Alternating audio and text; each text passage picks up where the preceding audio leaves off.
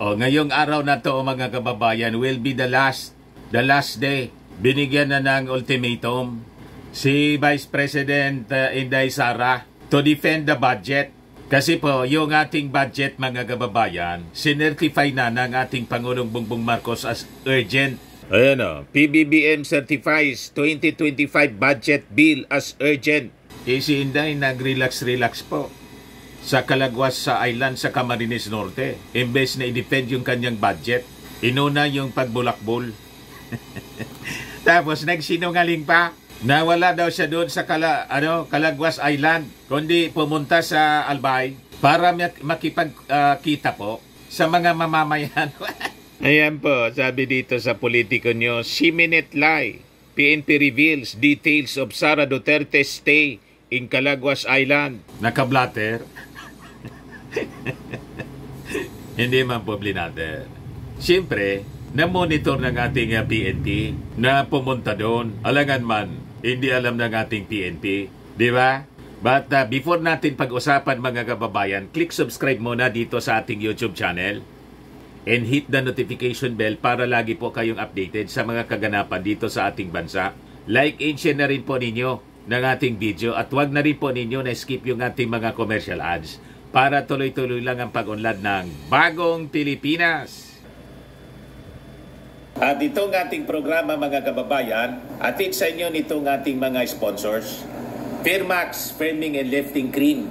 Pinapay po sa mga pulses in affected area. Mainam po ito sa mga pains at paninigas ng mga kaso-kasuan. Ito sa mukha naman yung application, anti-aging, Automax po siya. Ito ay Glow Zero mga kababayan. Whitening po siya. Made in South Korea. Ito naman po, Nengxia Red Mix Fruit Drink. Gawa po siya sa goji berry. May anti-cancer properties po siya. At sa mga nagana po ng malinis and spacious fitness gym, pumunta lang po kayo sa aming Colossal Fitness Gym. May Grab ka rental din po kami. At bills payment po sa aming office. At saka sa mga mahilig po sa mga imported bags, manood po kayo sa live selling ni Madam Aileen Rosales sa kanyang Aileen Closet po.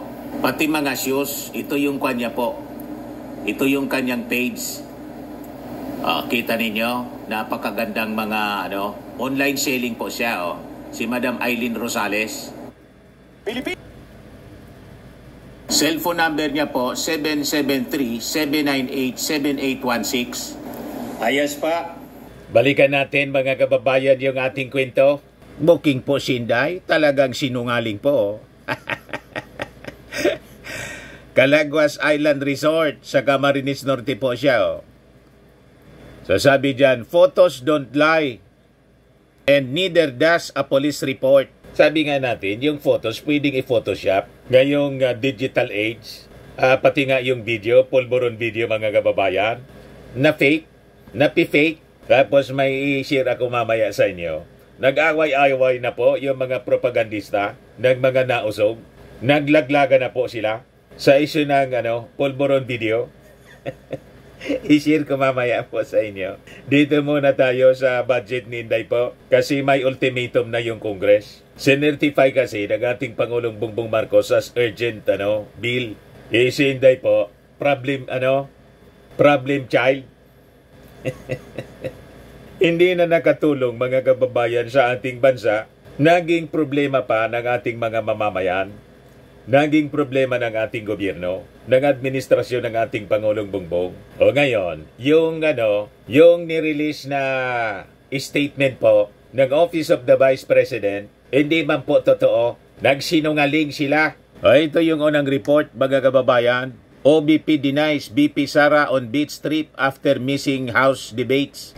The public is cautioned about the attempts of some media outlets to once again besmirched the reputation of the Vice President by publishing stories daw that she is on the beach while the House of Representatives is conducting the plenary deliberation on the budget, sabi po ng Office of the Vice President. Paliwanag po nila na si Duterte po, si Inday, was making stops in parts of Camarines Norte, Albay, to talk to the people about the country. Talagang pathological liar po. O ngayon, may report pala yung police. Sabi rito sa report ng Inquirer, the Vice President was on the road today talking to the people about the current events in our country. She made stops in Vinsons, Indaet, Camarines Norte, and Legazpi City, Albay. Sabi ng Office of the Vice President noong Monday.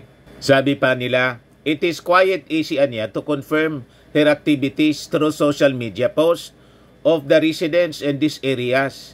The OBP condemns fake news in media releases for clickbaits and profits. O ngayon, sila pala po ang nagpapalaganap ng fake news, lies and fake news, para siyempre pagtakpan yung pagbulakbol ni Inday. Nasabi ng Congress po, sa press ko ng mga congressmen, yung Dayangans ng Congress po, kami nagpapakahirap dito. Naghintay kami kay Inday 17 hours. Imagine, naghintay sila ng napakabang oras para makatulog na nga po doon sa House of Representatives plenary. Yung ilang mga congressmen sa kakahintay kay Inday, inabot po ng alas 3 ng umaga. Si Inday pala po nasa pagpasarap sa buhay, nasa beach resort. Yan po, malinaw. Sabi dito, a timestamp photo shows Vice President Sara Duterte is still in Calaguas Island as of 6:21 a.m. on Monday, September 21, the day of the scheduled House plenary debates on the proposed 2025 budget for her office. Despite the images, the Office of the Vice President issued a statement denying the reports, claiming that Duterte spent the day traveling to various locations in Bicol to engage with local residents. The OBP warned the public to be wary of media outlets attempting to tarnish the Vice President's reputation, asserting that the reports of her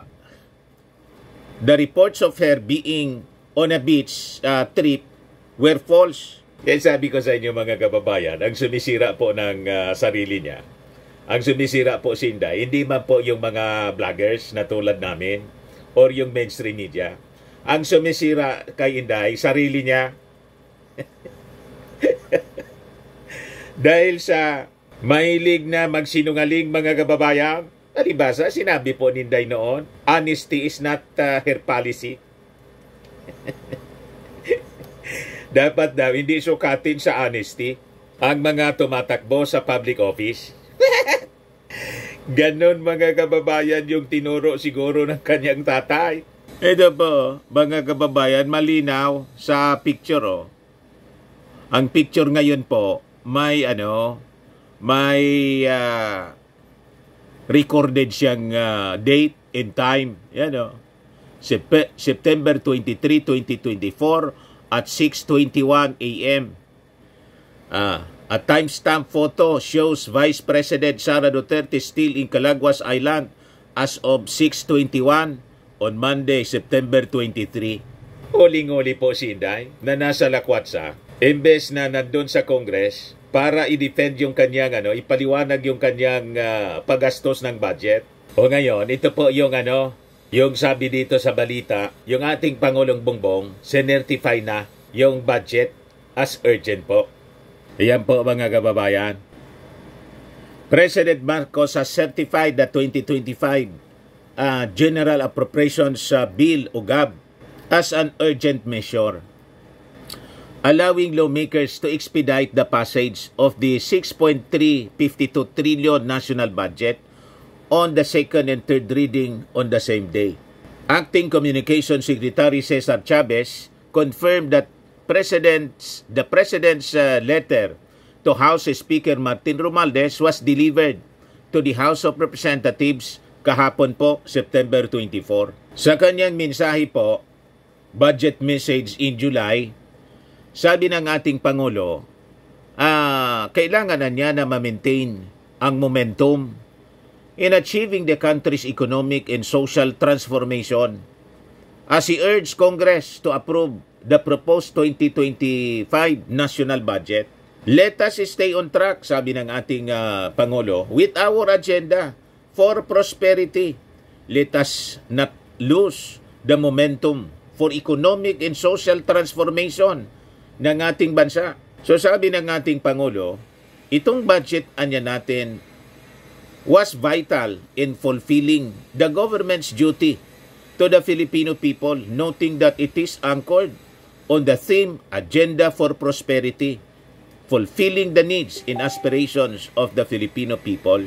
So dapat maipasagad, mga kababayan. Kaya mag-apirman o hindi si Inday, mamaya malalaman natin kung ano yung magiging desisyon ng Kongreso. Kung tatapyasan pa, kasi tinapyasan na siya, 2 billion plus yung proposed budget ni Inday. Ginawa na lang na 733 million pesos. Kasi nga po, yung mga items doon sa proposed budget ni Inday po, duplication ng trabaho, functions ng ibang agencies ng ating gobyerno tulad ng DSWD, tulad ng DOLE, at saka po ng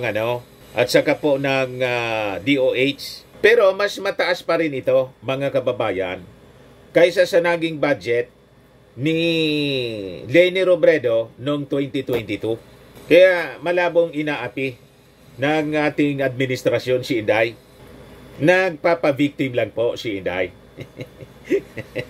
Sabi ng ating Pangulo, fulfilling the needs and aspirations of the Filipino people anya is not only a dream, it is our duty. I therefore urge Congress to approve the proposed fiscal year 2025 national budget in fulfillment of our duty to the Filipino people as we strive to achieve our dream of bagong Pilipinas. So yun, mga kababayan. So with that, yung Congress po, live ito. Inuuna nila na ina-approve yung ibang mga agencies ng ating gobyerno. Yan live. 20 minutes ago. So hinihintay nila, mga kababayan, si Inday kung may intention pa siyang dumating. Kung hindi na interesado si Inday, ayan po. Majority Leader, please. Kung hindi na interesado si Inday po, sabi ni Ako Bicol Party List Representative Jill Bungalon, siguro niya dapat na mag-resign na lang si Inday as Vice President. Ito yung statement ni Congressman Jill Bungalon. So kung ganyan, o kung yung lumalabas, probably, we cannot ask her to step down as the Vice President. Or we can ask her to step down as Vice President kasi nakikita natin hindi naman po siya dumadalo sa mga pagdinig dito sa Kongreso. So ano po ibig sabihin nito? Hindi naman po siya interesado at mas pinili niya na pumunta po sa isang beach resort kaysa dumalo dito sa pagdinig sa kanya sa kanya pong budget. Kung hindi na po siya interesado sa kanya pong duties in function as the Vice President, we can ask the Vice President to step down.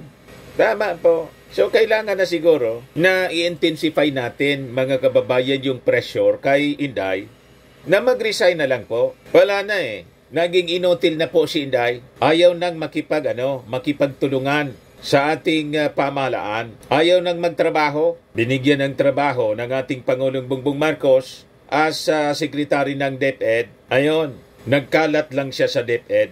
Pinabulok yung mga pagkain ng mga mag-aaral at hindi maipaliwanag kung paano ginastos yung confidential funds. Iwas pusoy siya ngayon. O ngayon, mga kababayan, ipakita ko sa inyo, nag-away-away na yata yung mga nausog vloggers.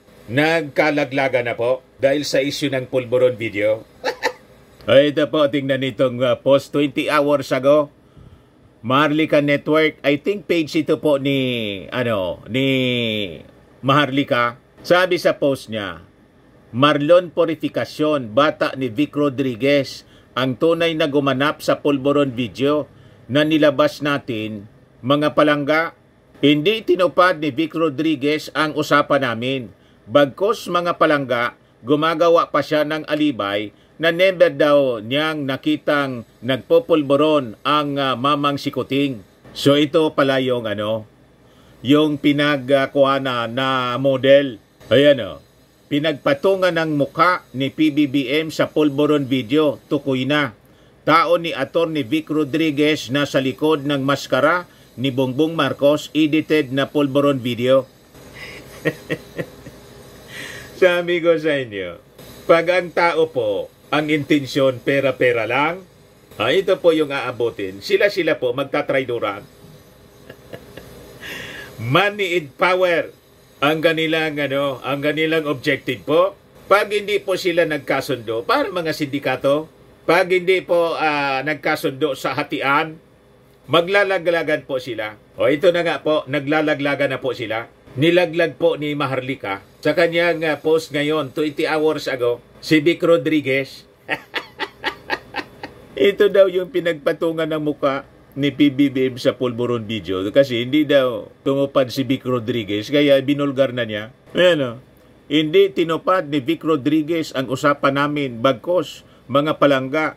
Gumawa pa siya ng alibay na never daw niyang nakitang nagpupulburon ang mamang si Kuting. Ayan mga reactions dito. Pati ito si Peebles Talakera, kaaway na rin yan. Yung ibang mga nausog vloggers kasi sila po nagbabangayan kasi may mga fee-board siguro na mga vloggers lalo sa mga meetings po. Yung iba may access sa mga meetings po at siguro may budget lalo kung may mga nausog rally sa ibang bansa. Libre lahat, yung hotel, yung pagkain, yung eroplano at plus siguro may allowance pa. O, diba? Sabi ni Joel Uballes, DDS, ano na? Maharlika Network. Sino si Marlon Purificacion? Isa siya sa third floor, Studio A. Kasama sina Pam Pedroche at Ina Reformina. I think si Ina Reformina yung dating reporter ng ABS-CBN. Nakapwa mga writer at masugid na team BBM noong kampanya. Mga bata ni Vic itong mga ito. Ngayon, i-check natin itong Maharlika Network. Kung ano yung laman, i-click natin ito. Tingnan natin mga kababayan kung kanino talaga itong page. Ayan po siya.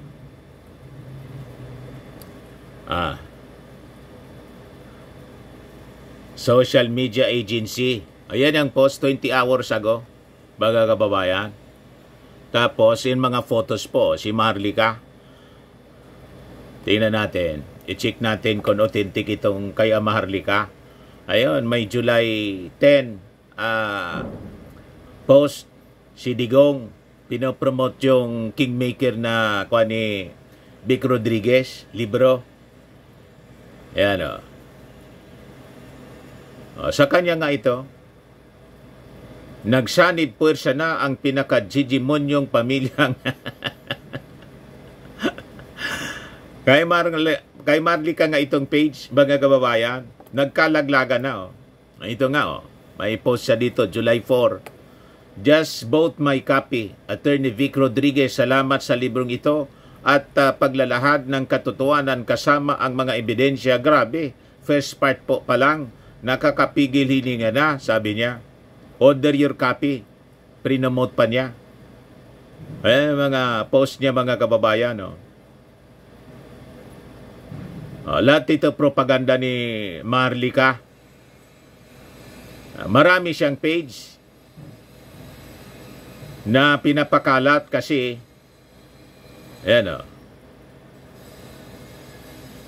chine-check natin kung ano yung laman based on history, mga kababayan, para ma-prove natin na sa kanya to June 20.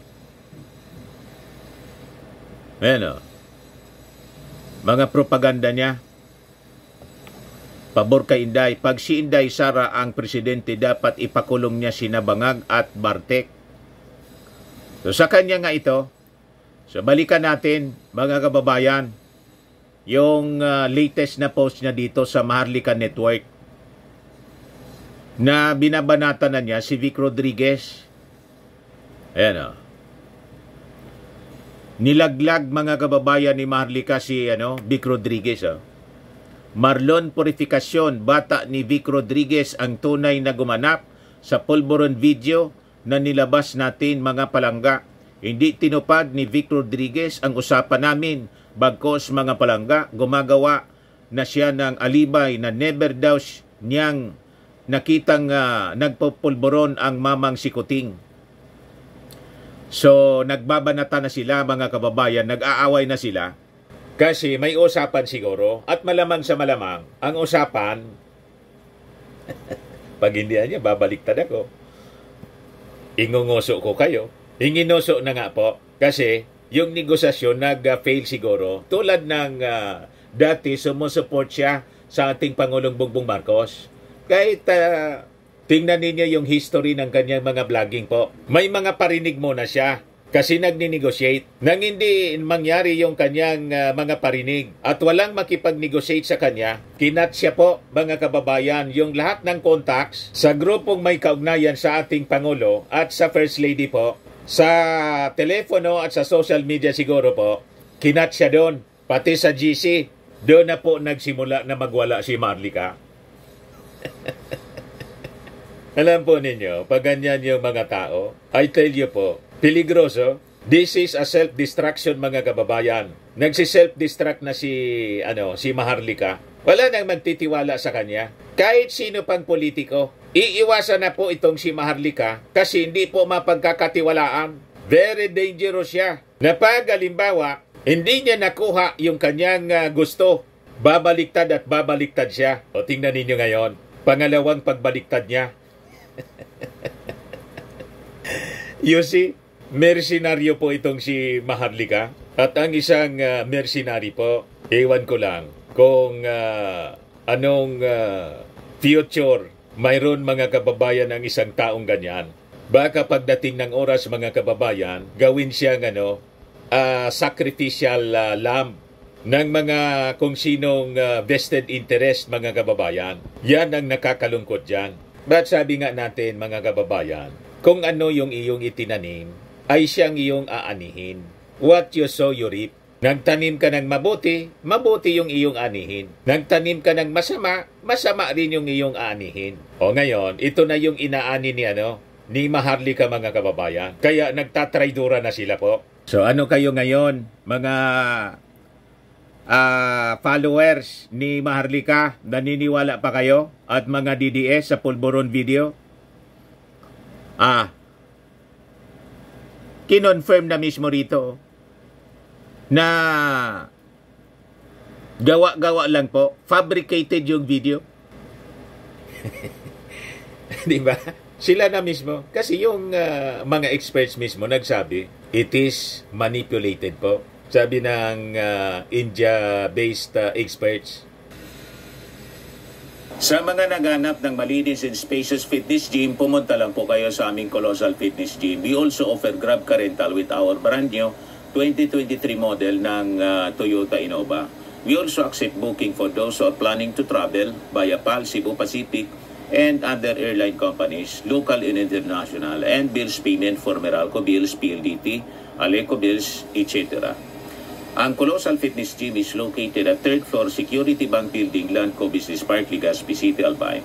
For inquiries, look for Chilon Maravillas. Contact number 0966-802-0949. Yan yung aming Innova.